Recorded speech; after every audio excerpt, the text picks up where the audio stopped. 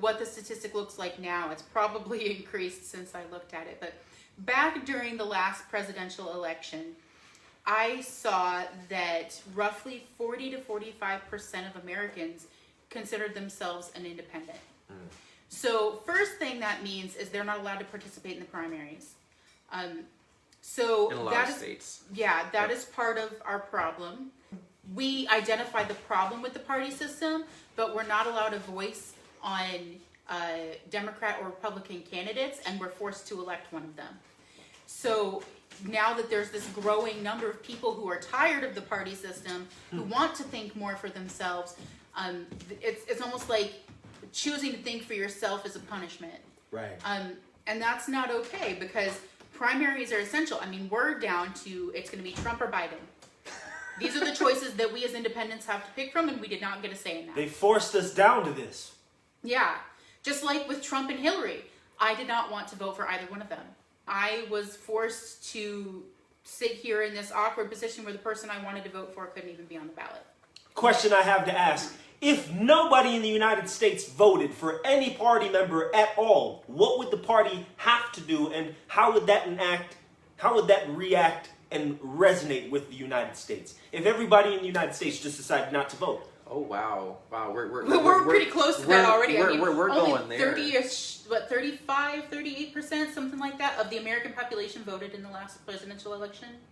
Well, what if? So okay. a third of Americans determined who will govern all Americans. And I asked this question openly. No, there's no. I am curious, because if we don't vote, then there is no election. That means that power is put back into the hands of the people, because then it is up to us to delegate and determine who then. Well, that's an interesting theory. It's really interesting that this Take a lot of orchestration. took this route. But there is this belief that if you're voting, you're actually legitimizing a system. Like if we're all prisoners, I'm not saying that we are, but just but like if we're all prisoners, but we get our choice of one of two wardens to be our the person that's in charge of the prison every year, and we get to vote every 4 years on who that warden's going to be. We get to vote on who gets to be our slave master every 4 years. Is that really it's a close choice? to home. Right? Right. So there is this belief that the act of voting, you're legitimizing a system that like you're choosing to consent, you're choosing to partake in. And maybe it would work. Maybe it would work if everybody voted. Like in Australia, you're legally required, aren't you? Don't they have to vote? It's like they'll fine you and put you in a cage if you don't. If everybody was required to vote, then it would at least represent the voice of the country.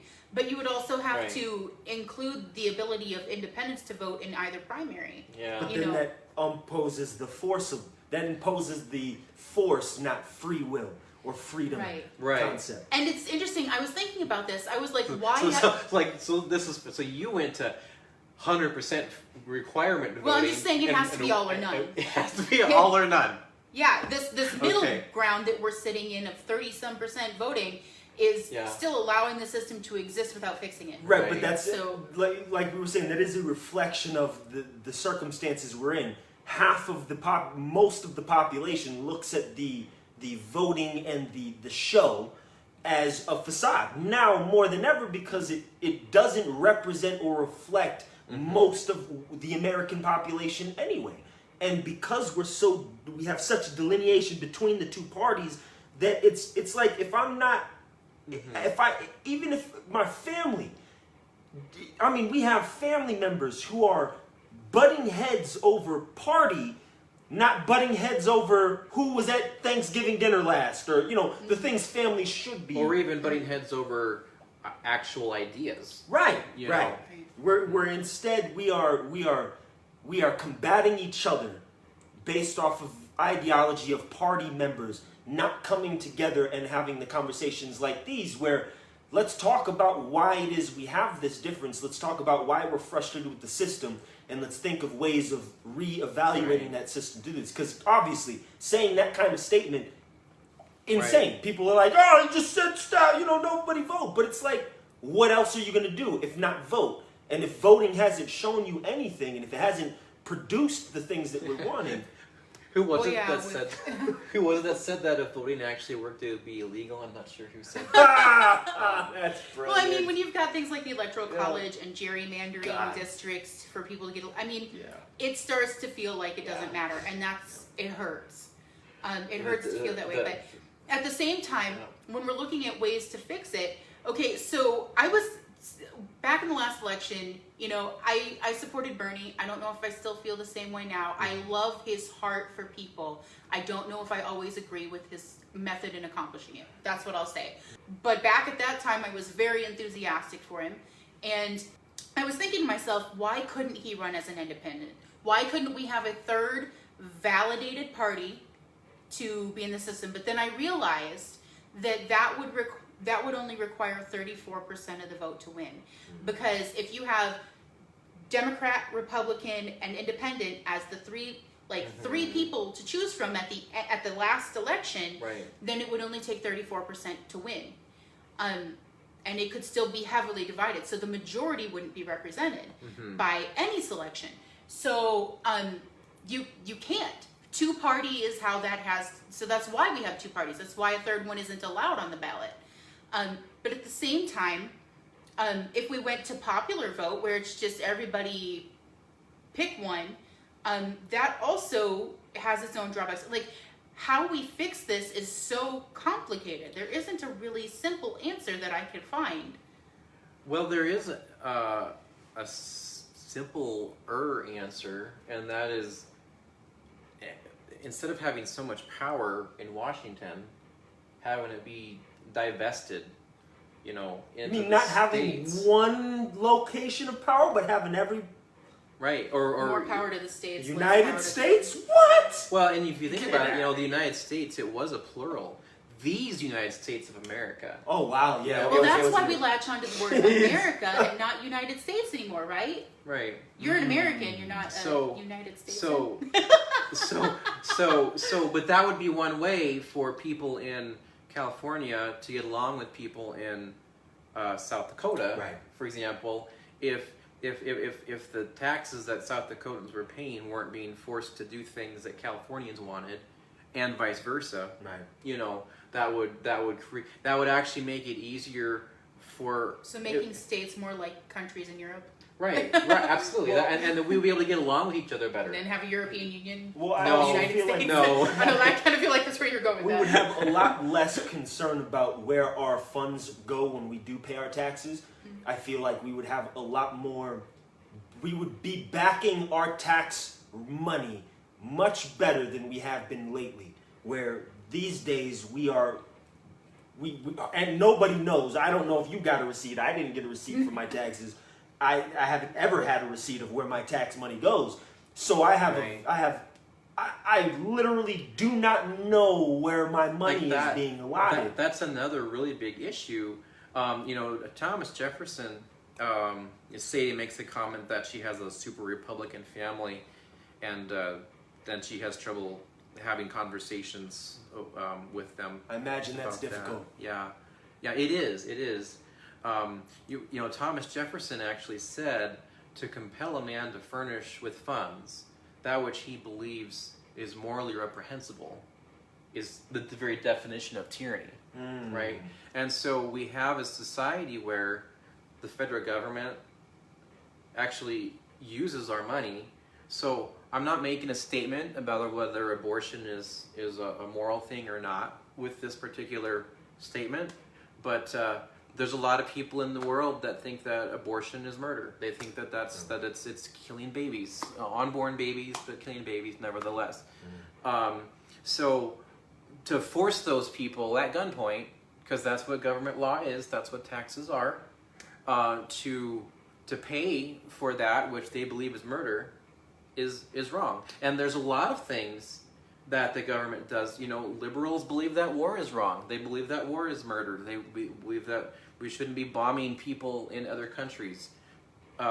They should be, personally, I think every individual should be allowed to, withhold whatever percentage of taxes would go to the things that they find morally reprehensible, right? And so for me, that would mean Sounds I would like a lot of complicated so paperwork. so for me, it wouldn't be for me, because that means I just wouldn't pay any at all. Yeah. You turn the government into like a donation-based service. Right. So that would make more sense, because then at that level, if it is state controlled in a sense, Right.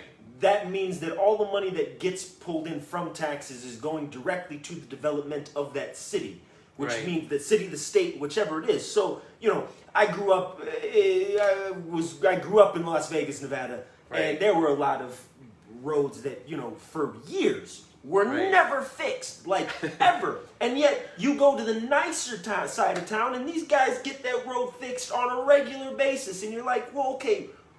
Where are the allotments of funds going? Like, what is this? Right. It's not based on economic development or actual need. It's based on who has the most pull in the political circles. I grew up in northern Idaho, and that was one of the biggest things that we complained about, is all those people in Boise down south have no clue what's actually going on up in the north.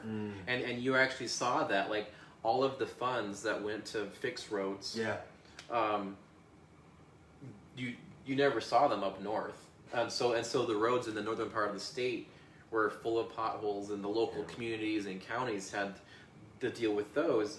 And there actually was a lot of people in northern Idaho that felt like that felt like northern Idaho should just secede and become its own separate state, Right. so that they could just take care of themselves.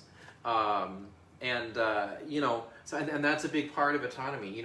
If we're allowed to be the culture that we want to be, then it's easier. So it would be easier, and everybody talks about unity, right? But what does unity really mean? Does it mean having one will imposed from the top on everybody? Right. Or does it mean one group of people being able to be themselves, another group of people being able to be themselves? Right. I guarantee you, the citizens of northern Idaho, or if they actually did secede, North Idaho, would actually be able to get along with the people that live in Pocatello and Boise much better if there wasn't this imposition of force from the top. Yeah, because That there's makes always going to be we're always going to disagree. Hi, Teresa. Hello, Teresa. That's my buddy, Teresa. Nice. So we're always going to disagree on something, right? Because we were talking about before is the human experience is unique to each individual, Right. And so no matter who the person is, there's always going to be a deviation of perspective, and in that is what we have our uniqueness. I'm unique to these two; they're unique to me. We have this us essence that's us.